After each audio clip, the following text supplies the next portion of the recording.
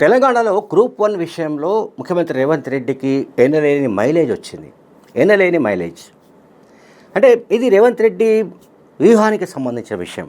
ఎందుకంటే BRS party తాను తవ్వుకున్న గోతిలోనే ఆ పార్టీ పడినట్లుగా కూడా గ్రూప్ 1కు సంబంధించిన వ్యవహారం మనకు కనిపిస్తుంది. గ్రూప్ 1 పరీక్ష నిర్వహించిన తర్వాత ఫలితాలు విడుదలైన తర్వాత నియామకాలు నిలిపివేయాలంటూ కొంతమంది అభ్యర్థులను ప్రోత్సహించి కొంతమంది అభ్యర్థులకు అంటే వాళ్ళను ప్రేరేపించి హైకోర్టు దాకా వెళ్ళేలా చేయడం, ఆ తర్వాత హైకోర్టు సింగిల్ జడ్జ్ వాళ్లకు అనుకూలంగా ఒక జడ్జిమెంట్ ఇవ్వడం, తీర్పునివ్వడం, ఈ పరీక్షల్ని అయితే మళ్ళీ తిరిగి దిద్దాలనో లేకపోతే రద్దు చేసి మళ్ళీ నిర్వహించాలనో చేసిన దానిపైన డివిజన్ బెంచ్కు తెలంగాణ పబ్లిక్ సర్వీస్ కమిషన్ వెళ్ళడం, అక్కడ తెలంగాణ పబ్లిక్ సర్వీస్ కమిషన్కు అనుకూలంగా అంటే ప్రభుత్వానికి అనుకూలంగా మధ్యంతర ఉత్తర్వులు హైకోర్టు చీఫ్ జస్టిస్తో కూడిన డివిజన్ బెంచ్ ఇవ్వడం అనేది బీఆర్ఎస్ పార్టీకి భారీ షాక్.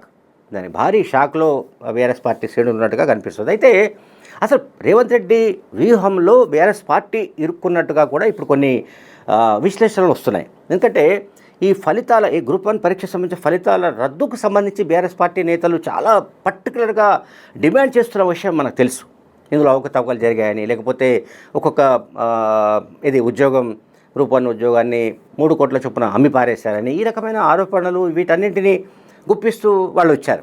అయితే ఇక్కడ రేవంత్ రెడ్డి చేసిన వ్యవహారం ఏంటంటే చాలా వ్యూహాత్మకంగా వ్యవహరించడమే కాకుండా హైకోర్టు ఎప్పుడైతే మధ్యంతర ఉత్తర్వులు ఇచ్చిందో తక్షణం 562 పోస్టులను భర్తీ చేయడానికి సంబంధించిన నియామకం ప్రక్రియ కూడా రాత్రికి రాత్రే చేపట్టింది. అండ్ దీంట్లో ఆర్డీఓ పోస్టులకు 10 మంది టాప్ ర్యాంకర్స్ను ఆర్డీఓ పోస్టుల కింద ఎంపిక చేసింది. అండ్ తుది ఫలితాన్ని ఆల్రెడీ వెల్లడించేసింది. Telangana public service commission secretary Priyanka garu already దీన్ని విడుదల చేసేసారు. అయితే ఇక్కడ గమనించాల్సి ఏంటంటే బీఆర్ఎస్ పార్టీ బహుశా హైకోర్టు డివిజన్ బెంచ్ ఇచ్చిన తీర్పును కూడా సవాలు చేస్తూ సుప్రీంకోర్టుకు వెళ్ళే అవకాశం ఉన్నట్లు బహుశా రాష్ట్ర ప్రభుత్వం అనుమానించి ఉండొచ్చు, పసిగట్టి ఉండొచ్చు. ఎందుకంటే బీఆర్ఎస్ పార్టీ మొదటి నుంచి కూడా రేవంత్ రెడ్డికి ఎక్కడ క్రెడిట్ రాకుండా చేయడమే ఒక పథకంగా వాళ్ళు పనిచేస్తూ వస్తున్నారు, ఎవరు మన బీఆర్ఎస్ పార్టీ. సో దీంట్లో భాగంగానే మనం అనేక ఇన్సిడెంట్స్ చూస్తున్నాం. గ్రూప్ 1 పరీక్ష కూడా అదే. ఎందుకంటే తమ హయాంలో సక్సెస్ కానీ గ్రూప్ 1 పరీక్ష, గ్రూప్ 1 ఎగ్జామ్స్, గ్రూప్ 1 నియామకాలు రేవంత్ రెడ్డి హయాంలో ఎట్లా జరుగుతాయి అనేది వాళ్లకు ఒకటి ద్వేషం, ఒకటేమో అసూయ, ఈ రకరకాల కారణాలతో వాళ్ళు ఎట్టి పరిస్థితుల్లో దీన్ని అడ్డుకోవడానికి వాళ్ళు అనేక ప్రయత్నాలు చేశారు. వాళ్ళు చేయని ప్రయత్నం అంటూ లేదు. కానీ చివరికి తెలంగాణ పబ్లిక్ సర్వీస్ కమిషన్ గెలిచింది, ముఖ్యమంత్రి రేవంత్ రెడ్డి గెలిచారు, రాష్ట్ర ప్రభుత్వం గెలిచింది. సో బీఆర్ఎస్ పాలనలో జరిగింది ఏంటంటే అసలు బీఆర్ఎస్ హయాంలో నిరుద్యోగులను పూర్తిగా విస్మరించిన విషయం చాలామంది చెప్తున్నారు. అంటే అప్పుడు నిరుద్యోగులను విస్మరించిన పార్టీ ఇప్పుడు ఏ ఎగ్జామ్ జరిపినా అందులో ఏదో రంధ్రాన్వేషణ చేసి కోడిగుడ్డు మీద ఈకలు పీకి ఏదో రకంగా దాన్ని అడ్డుకోవడానికి ప్రయత్నిస్తున్నట్టుగా మనకి గ్రూప్ 1 ఇష్యూ మనకు అర్థమవుతుంది. గతంలో జరిగింది ఏమిటి? గ్రూప్ 1 కావచ్చు, గ్రూప్ 2 కావచ్చు, ఆ పరీక్షల నిర్వహణలో అవకతవకలు జరగడం, లేకపోతే పేపర్ లీకేజ్ కావడం, ప్రశ్నపత్రాలు బయట దొరకడం, ఎక్కడ పడితే అక్కడ మార్కెట్లో దొరకడం, తర్వాత పరీక్షలు రద్దు కావడం, దాంతో లక్షలాది మంది నిరుద్యోగ యువతను కలిసివేసింది. ఇది వాస్తవం.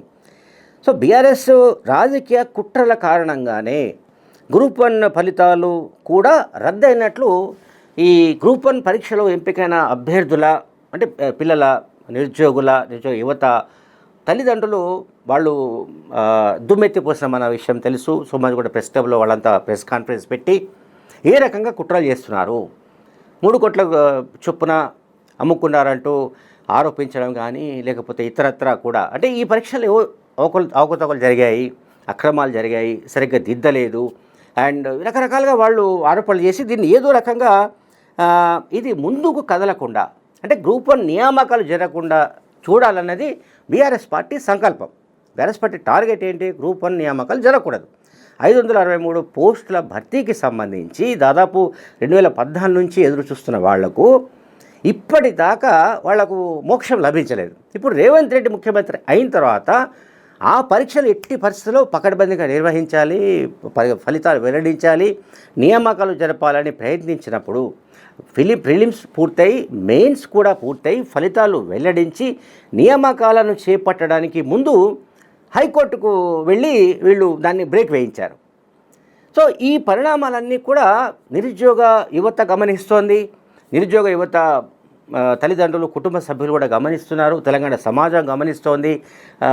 దీన్ని అంటే బీఆర్ఎస్ పార్టీ ప్రయత్నాల పట్ల తెలంగాణ సమాజం తీవ్రంగా ఆక్షేపిస్తోంది. ఈ పద్ధతి సరైనది కాదు. ఏ ప్రభుత్వమైనా, అది కాంగ్రెస్ ప్రభుత్వం కావచ్చు, బీఆర్ఎస్ ప్రభుత్వం కావచ్చు, నిరుద్యోగుల్లో ఉన్న ఆగ్రహం కానీ ఆక్రోశం కానీ ఇంతకాలంగా వాళ్లకు గ్రూప్ 1 లాంటి పరీక్ష నిర్వహించకపోవడం పట్ల ఒక రకంగా పశ్చాత్తాపం పడవలసిన పార్టీ, పశ్చాత్తాపంతో కుమిలిపోవాల్సిన పార్టీ ఇంకా పోరాట పటిమతో జరపడానికి వీల్లేదనో, జరిపితే ఇంకేదో అడ్డంకులు సృష్టించడానికి బీఆర్ఎస్ పార్టీ ప్రయత్నించడం అనేది చాలా ఆశ్చర్యంగా కనిపిస్తోంది. అట్లాగే డివిజన్ బెంచ్ ఇచ్చిన ఏదైతే తీర్పు ఉందో, అంటే మధ్యంతర తీర్పు, దీని పట్ల ర్యాంకర్లకు ఊరట లభించడం కాకుండా ర్యాంకర్లలో కానీ అండ్ నిరుద్యోగ యువతలో కానీ ఇవాళ ముఖ్యమంత్రి రేవంత్ రెడ్డి మైలేజ్ అమాంతం పెరిగినట్టుగా మనకు అనిపిస్తుంది. ఎందుకంటే బీఆర్ఎస్ ప్రభుత్వ హయాంలో లక్షలాది మంది నిరుద్యోగులు ఉద్యోగాలు లేక, నియామకాలు లేక అల్లాడిపోయారు, 10 ఏళ్ల పాటు అల్లాడిపోయారు.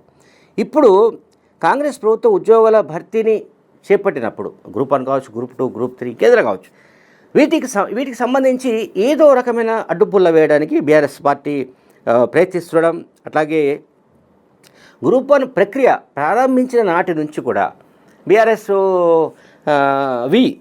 వి అంటే ఏమిటి, బీఆర్ఎస్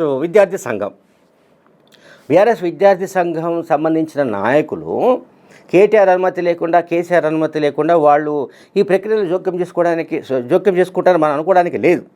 పక్కాగా కేటీఆర్ హరీష్ రావు, ఆ ముగ్గురులో ఎవరి ఆదేశాలు తీసుకొని దాని ప్రకారం వాళ్ళు పెద్ద ఎత్తున గ్రూప్ 1 ప్రక్రియను అడ్డుకోవడానికి ప్రయత్నించారు. కానీ అది సాధ్యం కాలేదు. ఆ తర్వాత దానికి సంబంధించిన బీఆర్ఎస్ పార్టీ స్పాన్సర్డ్గా ఉన్న అడ్వకేట్స్ ఎవరైతే ఉంటారో, అంటే బీఆర్ఎస్ లీగల్ టీమ్స్ అనేవి చెప్తున్నామో, ఆ లీగల్ టీమ్స్ కూడా ఎన్ని ప్రయత్నాలు చేయాలో అన్ని ప్రయత్నాలు చేశారు. ఏదో రకమైన దాంట్లో అడ్డుపుల్ల వేసి ఈ అనిశ్చితిని ఇట్లాగే కొనసాగించాలని వాళ్ళు కోరుకున్నారు. దీనికి విరుద్ధంగా గ్రూప్ 1 ఫలితాలపైన, గ్రూప్ 1 నియామకాలపైన సింగిల్ జడ్జి ఇచ్చిన తీర్పును డివిజన్ బెంచ్ కొట్టివేయడంతో తక్షణమే అప్పటికప్పుడే కొన్ని గంటల్లో ఈ నియామకాలకు సంబంధించిన ప్రక్రియను కూడా రాష్ట్ర ప్రభుత్వం చేపట్టడం చాలా అంటే ఒక వ్యూహాత్మకంగా, అంటే మైలేజ్ సంపాదించడానికి. అంటే ఇందులో ఏదో రాజకీయ వ్యక్తులు ఇవన్నీ ఉన్నాయా లేవా అనేది ఇంకొక చర్చ.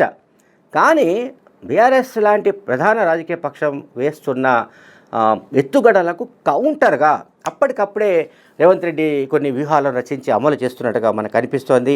ఇప్పటికే దాదాపు అంటే రేవంత్ రెడ్డి కథనం ప్రకారం కానీ, ఇంకా మంత్రుల కథనం, పొంగులేటి శ్రీనివాసరెడ్డి లాంటి వాళ్ళు, మిగతా మంత్రులు చెప్తున్న దాని ప్రకారం కానీ ఇప్పటికే కాంగ్రెస్ అధికారంలోకి వచ్చిన తర్వాత దాదాపు 60,000కు పైగా ప్రభుత్వ ఉద్యోగాలు భర్తీ చేసినట్లు చెప్తున్నారు.